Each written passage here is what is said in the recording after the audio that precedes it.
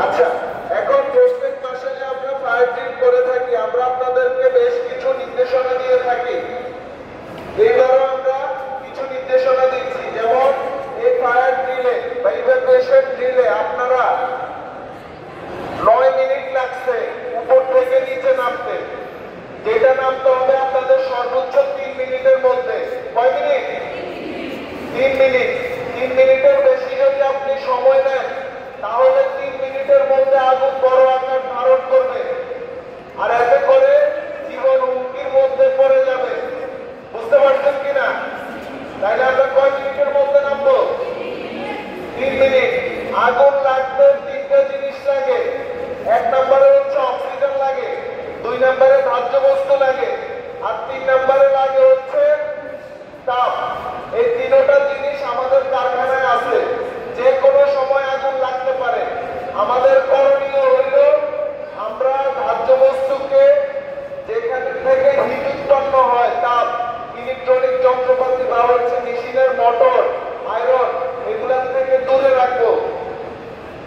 আগুন শুধুমাত্র বৈদ্যুতিক সংযোগ থেকেই লাগে না, এছাড়াও আপনার বাসা বাড়িতে আগুন লাগতে পারে, সিগারেটের ফিল্টার থেকে আগুন লাগতে পারে, মশার কয়েল থেকে আগুন লাগতে পারে। বাচ্চারা অনেক সময় আগুন নিয়ে খেলা করে, এটার মাধ্যমে আগুন লাগতে পারে। আপনার বাসায় যে গ্যাস সিলিন্ডার আছে, ওইটা বিস্ফোরিত হইতে পারে, গ্যাসের চুলা থেকে আগুন লাগতে পারে। অনেক সময় মানুষ ফানুস উড়ায়, আকাশের মধ্যে ফানুস উড়ায়, দেখছেন না? এই ফানুস থেকে আগুন লাগতে পারে। এর বাইরে দেখা গেছে আরো অনেক মাধ্যম আছে যেগুলোর মাধ্যমে আগুন লাগতে পারে।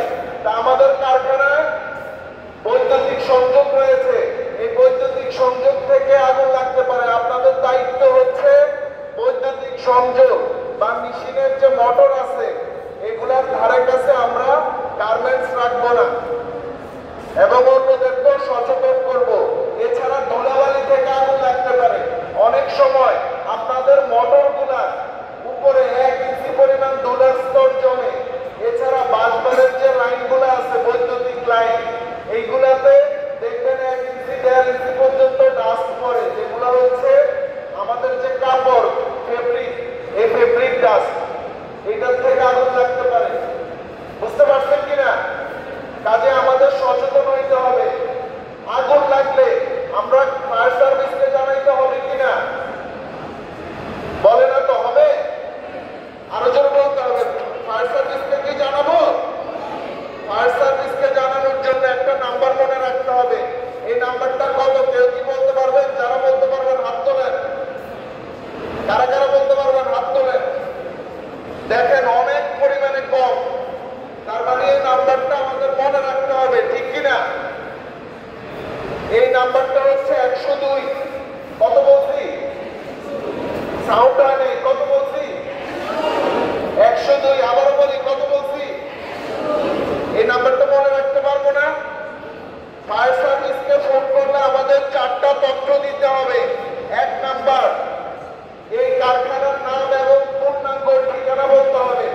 2 নাম্বার, ভবনের উচ্চতা এবং কততম তালা আগুন লাগছে এটা বলতে হবে। 3 নাম্বার, এটা কিসের কারখানা এটা বলতে হবে। 4 নাম্বারে বলতে হবে এখানে পানির উৎস আছে কিনা।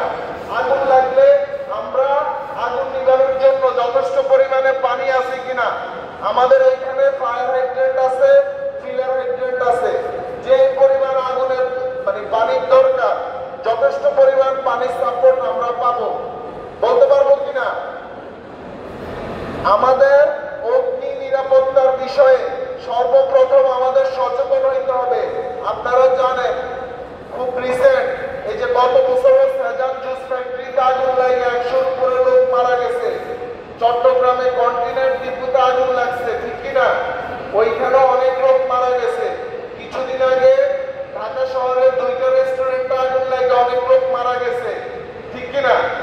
পুরান ঢাকায় নিমতলিতে কয়েকদিন পর পর আগুন লাগে। কাজে এই বিষয়টাই আপনাদের সচেতন হইতে হবে। কিছুদিন আগেও কারোপাড়াতে আগুন লাগছে। দেখেন একজনের ঘরে আগুন লাগলে কিন্তু প্রায় 20-25টা 40টা ঘর পুরো শেষ। এই জন্য আমাদের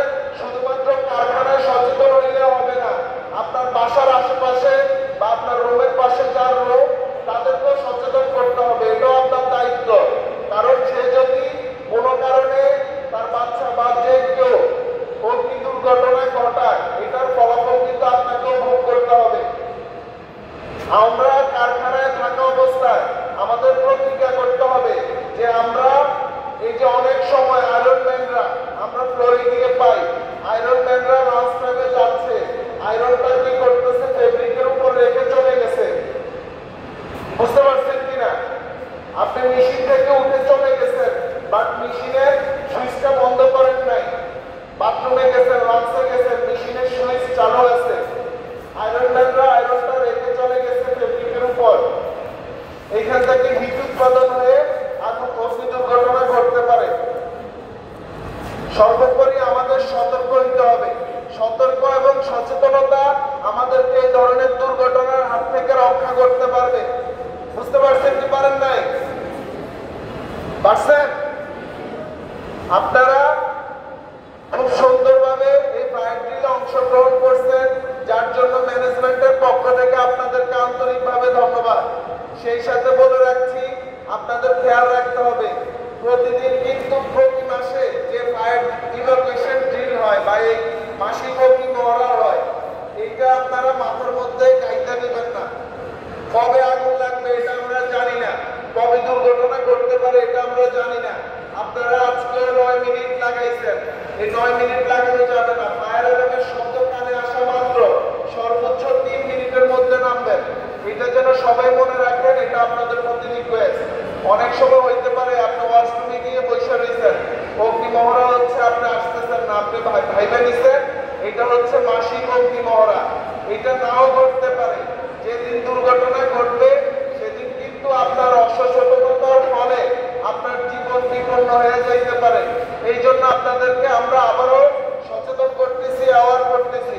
আপনারা চেষ্টা করবেন কারখানায় যতক্ষণ আছেন কারখানার নিয়মগুলো মেনে চলা। সবাই স্বতঃস্ফূর্তভাবে অংশগ্রহণ করেছেন, এই জন্য সকলকে অনেক ধন্যবাদ। এখন আমরা যার যার কর্মস্থলে